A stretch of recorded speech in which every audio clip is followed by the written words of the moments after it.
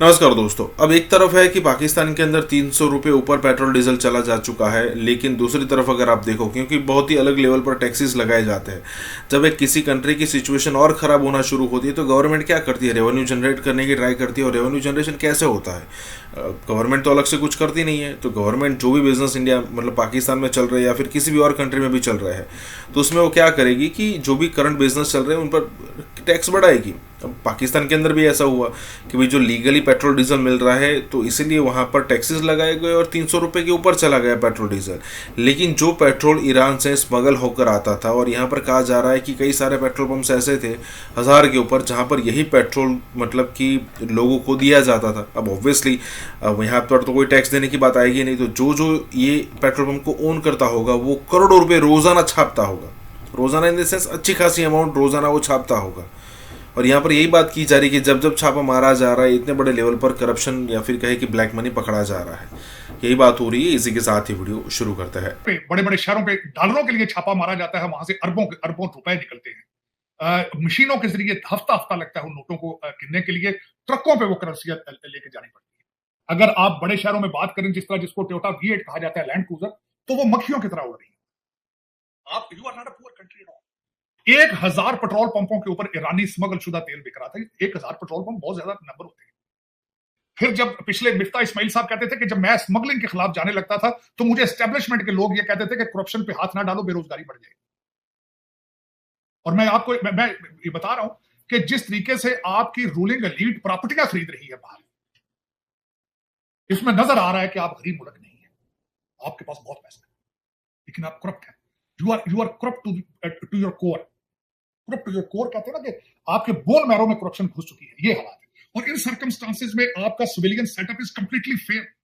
अब उसके supporting argument ये है कि आपके वुज़रा आजम कह चुके हैं, जिसमें दो लोगों की मैं बात रिसेंटली कोट करूंगा, खाकान अब्बासी साहब और शहबाज शरीफ साहब, कि सिविलियन सेटअप इज फेल। और वो प्राइड से कहते रहे कि हमें फख्र है एस्टेब्लिशमेंट के। तो इन सर्कमस्टांसेस में ये बात तो बिल्कुल ठीक है। और दूसरा, हमने पिछले सेगमेंट में भी बात की थी कि हमारे आर्मी चीफ जो है वो सूबों के वजीर आला के साथ बैठकर एपेक्स मीटिंग्स कर रहे हैं। और मैं ये बता, आज भी इस चीज पे मुझे इस पे यकीन है, इस बात पे, कि पाकिस्तान की अच्छाई या बुराई अगर कर सकता है तो आर्मी चीफ कर सकता है। और आसम मुनीर, सैयद हाफिज आसम मुनीर से बेहतर आर्मी जनरल कोई ऐसा नहीं हो सकता जो डिलीवर करने का केवल रखता हो। अब उन्होंने क्या हुआ है, मैं इसके पीछे इसके और सपोर्टिंग आर्गुमेंट है। नैब का जो नया चेयरमैन बनाया जा रहा है, serving army general, not a retired army general, serving army general. और दूसरा ये है कि उन्होंने पिछले महीने मेरे ख्याल में कुछ मेजर जनरल्स को प्रमोट करके उन्होंने उनको प्रमोट भी किया, अपनी टीम भी उसको। उन्होंने ISI के हेड को नहीं छेड़ा है। They are good working relation. Process जारी है, लेकिन मुझे उसकी स्पीड पे एतराज है। स्पीड तक तेज अकाउंटेबिलिटी। और जब तक इन लोगों को करार वाकई सजाएं नहीं दी जाएंगी, ये ब्लीडिंग नहीं रुकेगी। ये ब्लीडिंग नहीं रुकेगी। और मैं समझता हूं कि ये बहुत अच्छी, मैं कहता हूं इससे बड़ी खुशखबरी पाकिस्तान के लिए और क्या होगी कि आपके तोरखम बॉर्डर पे और जितने बॉर्डर के ऊपर आपके जो मलेशिया काम करती है और आपके जो लोग काम करते हैं, जो कि मेरे अंदाजे में 3-3, 4-4 महीनों में करोड़पति हो जाते हैं, दुनिया को पता है। इस वक्त पाकिस्तान में अगर देखा जाए, मैं कल एक BBC की और DW की एक डॉक्यूमेंट्री देख रहा था कि किस तरीके से स्मगल शुदा सामान पाकिस्तान में आता है, किस तरह वो अफगानिस्तान पहुंचता है, गाड़ियों के पार्ट से लेकर शैम्पू साबुन तक स्मगल होकर आ रहा है। और किस तादाद में आ रहा है, कंटेनर्स के हिसाब से आ रहा है, कंटेनर्स के हिसाब से। थोड़ी ये नहीं है, कई जगहों पे तो बताया जाता है ना कि बलोचिस्तान इधर उधर वो जी गधों पे और ऊंटों पे रख के लेके आ रहे हैं। नहीं, वो कंटेनर्स में आ रहा है अफगानिस्तान से साथ। आपका क्या ख्याल है, कंटेनर इतना कुछ चिमटी तो नहीं होती ना कि वो छुप के निकल गई, तो मर्जी से आ रही चीज।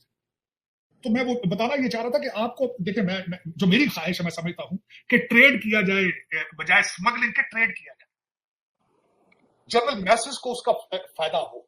गंदम स्मगल ना की जाए, गंदम ट्रेड की जाए।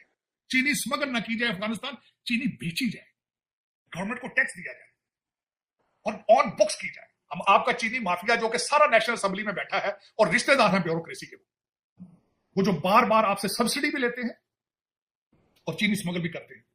पहले चीनी स्मगल करके बाहर भेज देते हैं, फिर महंगी करके इंपोर्ट कर लेते हैं। एक इन चीजों को, माफियाज के खिलाफ खड़ा होना, और किसी दूसरे इंसान के पास इसकी सलाहियत नहीं है सिवाय आर्मी चीफ के। और वो भी आर्मी चीफ ऐसा हो जिसका जो बाकिरदार हो और जिसकी विल हो।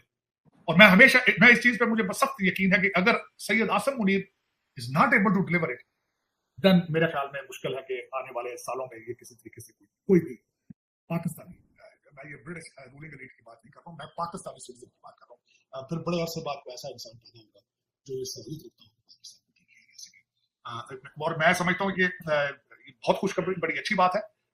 मैं कल किसी ने मुझे पूछा कि बात की, उन्होंने कहा जी कि पाकिस्तान, बल्कि कल किसी ने बात की थी इनडायरेक्टली हमारे डॉक्टर जयशंकर साहब से कि आप श्रीलंका और बांग्लादेश को हमेशा रेस्क्यू करते हैं उनके फाइनेंशियल क्राइसिस में, if the point comes up would you do it for Pakistan.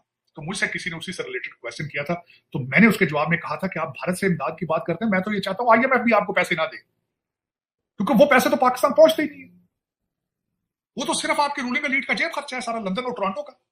कभी पहुंचे हैं किसी जिसके लिए वो बाहर से पैसे आते हैं, कभी फ्लड के पैसे पहुंचे हैं सिंध में, कभी जल्जलों के पैसे आए पहुंचे? आपने तो कोविड के पैसे भी नहीं बख्शे, तो फिर ये बाहर से पैसे लेने का क्या मकसद है? और जो बेसमेंटों में डॉलर और पाउंड छुपा के रखे हैं वो निकाले ना पहले, फिर आईएमएफ से पैसे लें, फिर आप भारत से इमदाद मांगे। आपकी तो बेसमेंटों में बहुत ज्यादा पैसा पड़ा, इस्लामाबाद, लाहौर और कराची में, 3 शहरों में। अगर आप अपने वैसे आजकल एक और भी बात हो रही, सुना लाकर भी स्कैम किए जा रहे, लाकर भी स्कैम होना चाहिए। 286-87 पे डॉलर आ चुका है और मेरी कल मैं समझता हूँ, आपके ब्लूमबर्ग ने भी कहा कि द फास्टेस्ट ग्रोइंग करेंसी पिछले महीने की पाकिस्तान की करेंसी। लेकिन ये कि मैं समझता हूँ कि ये अच्छाई की तरफ स्ट्रॉन्ग इसका स्टेप है। काजी फायज ईसा साहब ने भी वकीलों को जुर्माने शुरू कर दिए हैं, उन्होंने भी अपना प्रोसेस शुरू कर दिया है, और उनको चाहिए कि वकीलों को ना जुर्माने करें, जजों को भी जुर्माने करें जो लोअर कोर्ट्स में, जो 4 अदालतें हैं बड़ी हाई कोर्ट्स की, उनको बुलाकर कहें कि आप ये डेटे ना दें प्लीज आगे। आप 56,000 केसेस इस वक्त सुप्रीम कोर्ट में है, लेकिन नीचे भी जो केसेस दूसरी कोर्ट्स में वो भी लाखों में है। तो वो अगर उनको चाहिए कि सारी चीजों को अब स्क्रीन करें। मैं अफसोस के साथ कहूंगा कि मैं एक लॉयर बरादरी से हूं, लेकिन वकालत एक बदमाशी बन चुकी है। काला कोट पहन के जाके 4-4, 5-5 जो होते हैं वकील, वो गालियां निकालते हैं जजों को। मैंने बल्कि आजकल एक सख्त ड्रामा चल रहा है आपके ऊपर, मुझे दुख होता है, अफसोस होता है कि अगले दिन आपके एक वकील ने, एक सेनेटर ने थप्पड़ मारे एक दूसरे को, और एक जर्नलिस्ट है उसने बैठ के उनका मजाक उड़ाया है। इस वक्त हर जगह पे वो हो रही है चीजें। बल्कि मैंने ट्वीट किया था कि 3 इंस्टीट्यूशंस का जनाजा है ये, कौम को हंसने की बजाय रोना चाहिए, लेकिन सारी कौम एंजॉय कर रही है। आपके लेजिस्लेशन जो है, सेनेटर थे उसको भी थप्पड़ पड़े हैं, उसने ब्लैक बेल्ट है उसने भी मारा है, और दूसरा वकील है, मुझे समझ नहीं आती वो किस किस्म का वकील, अखलाकियात से तो बिल्कुल फारिग है बंदा। और तीसरे हमारे चौधरी साहब हैं, जावेद चौधरी साहब, और अफसोस के साथ जब भी थप्पड़ पड़े हैं उनके प्रोग्राम में पड़े हैं, चाहे फरदौस आशिक अवान ने थप्पड़ मारे हैं, चाहे नईमुल हक ने थप्पड़ मारे हैं, और चाहे ये मरवत साहब ने मारे हैं, मरवत साहब, लेकिन उनके प्रोग्राम में होते हैं। मैं कहता हूँ पाकिस्तानियों को डरना चाहिए, उनके प्रोग्राम में जाने से पहले या तो हेलमेट पहन के जाएं, तो या फिर इज्तिनाब करें। लेकिन कौम एंजॉय कर रही है, अफसोस की बात यह कौम एंजॉय कर रही है उसको। हालांकि पूरी दुनिया के मीडिया ने दिखाया, पूरी दुनिया के इवन के ईरान के मीडिया ने भी दिखाया, देखो पाकिस्तानी झंडा मार रहे हैं। किसी जर्नलिस्ट ने टेक्निकली प्रूव किया है इस बात का कि जावेद चौधरी साहब अपनी रेटिंग इसमें, और बाकी मैं जावेद चौधरी साहब को मैं उनके प्रोग्राम को बड़ा सुनता हूं। उन्होंने उनके जो थे ना, उसकी पूरी वीडियो जो टोटो में चलाई है ताकि रेटिंग लो। बार बार ये कहते हैं कल सुबह के प्रोग्राम 9 बजे में मैं ये टोटा फलाना दिखाऊंगा, जो 2 थप्पड़ है वो शाम के 8 बजे दिखाऊंगा, और जो ठुड्डे हैं वो कल दोपहर को दिखाऊंगा। तो वो उन्होंने बड़ी कोशिश की है कि उनकी रेटिंग ऊपर चली जाए। लेकिन पहले भी मुझे किसी ने कहा था कि पाकिस्तानी प्रोग्रामों पे जाने से पहले सोच लिया करो, क्योंकि बिल्कुल ये मुर्गों की लड़ाइयों की तरह है, एक की आवाज नीची कर देते हैं और एक की आवाज ऊंची कर देते हैं, और फिर खुद साथ हंसते भी हैं जो एंकर होते हैं। लेकिन ये कि ये जर्नलिज्म का जनाजा है, लेकिन मैं समझता हूँ कि जर्नलिज्म है ही नहीं है पाकिस्तान में, एंटरटेनमेंट है ये।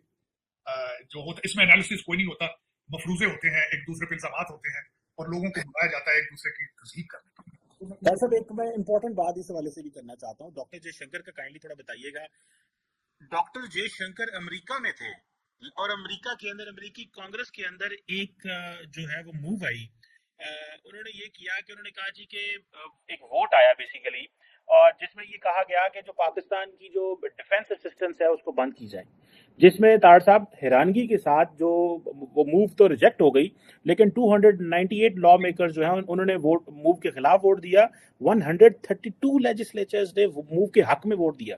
एक तरफ अमेरिका के अंदर डॉक्टर जयशंकर किस तरह अपनी डिप्लोमेसी को लेके जा रहा है, defence department, state department, national security adviser, Congress, हर जगह थिंक टैंक्स में कर रहा है, और हमारे खिलाफ कांग्रेस में 132 बंदे कहते हैं इनको जो है वो सजा दें, इनके खिलाफ बंद करें। डॉक्टर साहब, इसको क्या समझेंगे आप? हमारी लीडरशिप की कमजोरी है, हम अपना मैसेज नहीं दे सके। हम अमेरिका के तारड़ साहब पिछले 20 साल से इत्तेहादी हैं, हमने उनके साथ मिलकर बहुत बड़ी एक जंग में शिरकत की है, हमारे इंटरेस्ट, स्ट्रेटेजिक इंटरेस्ट आपस में मैच करते हैं, टैक्टिकल लेवल पे डिफरेंसेस हमेशा रहते हैं।